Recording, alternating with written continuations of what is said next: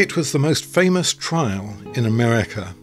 Here in Dayton, Tennessee, John Scopes was on trial for teaching evolution to his high school class. And in Tennessee in 1925, that was against the law. People today often picture it as a conflict between science and faith. But in many ways, it was a disagreement between two groups of Christians. It was a complex affair, and of course, religion itself was on many sides of the debate. As we've already said, the ACLU had originally been formed mostly by Quakers, sort of liberal Quakers in New York City. But when they lined up their expert witnesses to testify, the only scientists that need apply were devout Christian who were scientists. So they had a team of crack experts who would be going to defend evolution and criticize limits on evolutionary teaching, who had perfect credentials as Christians in the sense that they taught Sunday school, they were active members of their church. At this time, it'd be tough to say what were the biggest forces of Christianity in America. You had a large block, a very influential block of mainline Christian churches. The Episcopalian churches were very strong, the Congregational churches were very strong, the Presbyterian churches were very strong. They had already been fighting this evolution creation battle within their churches. It had been going on for 30 years. And the sides were pretty evenly drawn. The most famous scientist at the time in America was a Nobel Prize winner named Millikan, Robert Millikan. And Millikan was very visible on the science and religion issue. He would be like Eddington was in England at the time, very much on the public arguing how science and religion are compatible, very compatible, and indeed science supports our religious view. Well, every one of these people, Hoover, Coolidge, Millikan, could speak for others. Devout Christians, impeccable Christians, strong believers in evolution. Very strong. Now, it might be an evolution that God was involved in, but they would believe in the theory of human evolution. And so when Scopes' defense, as properly organized, was put together, I mean, we're talking about people who had perfect Christian credentials.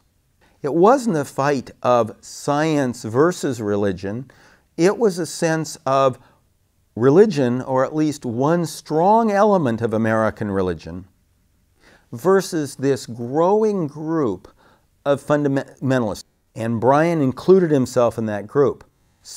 And those groups were the ones who pushed for anti-evolution laws, who argued that evolution, at least applied to humans, isn't compatible with the biblical account of Adam and Eve, and then tying Adam and Eve to Christ calling himself the second Adam, and the importance of the fall. So it's not that they worried about the days of creation and the earth was 10,000 years. That was not an issue for William Jennings Bryan, and he said so at Dayton repeatedly. Those weren't an issue for him. What was an issue is that God separately created Adam and Eve, and that then Adam fell, and that Christ was the second Adam. Those were the issues he was concerned about. Now, the Coolidges, the Hoovers, the Millikans of the world worked in accommodation that they thought was purely Christian, and they would view themselves as Christian. You had this reactional group within the churches that held to the fundamentals of the faith, and the fundamentals of the faith, again, weren't a literal reading of the first chapters of Genesis then. That would come later, but certainly not at the time of the Scopes trial.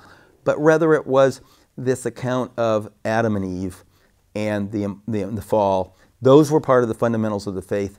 And so it was a division within Christianity. But what it turned out to be, if you really looked at it, what you saw on the ground in Dayton was a split among Protestants, with sort of liberal and mainline Protestants backing the idea of teaching evolution, while you had the more fundamentalist and the charismatics were beginning to grow in America, and some charismatics were lining up with William Jennings Bryan to try to say, no, we shouldn't teach human evolution. So that's how the battle actually played out. Of course, that's not the way it's portrayed, because that's way too complicated for the media. The media just like the story of science versus religion. The Scopes trial wasn't a simple conflict between science and faith. Many of the people on both sides were Christian believers. It was a conflict between two groups of Christians. At the end of the trial, Scopes was found guilty, and he was fined $100, but someone else paid his fine for him. It was a victory for prosecutor William Jennings Bryan, but within a few days Bryan was dead. The legend was born that the trial was a great triumph for science in the unending conflict between science and faith. Next time, we'll look at how that legend grew.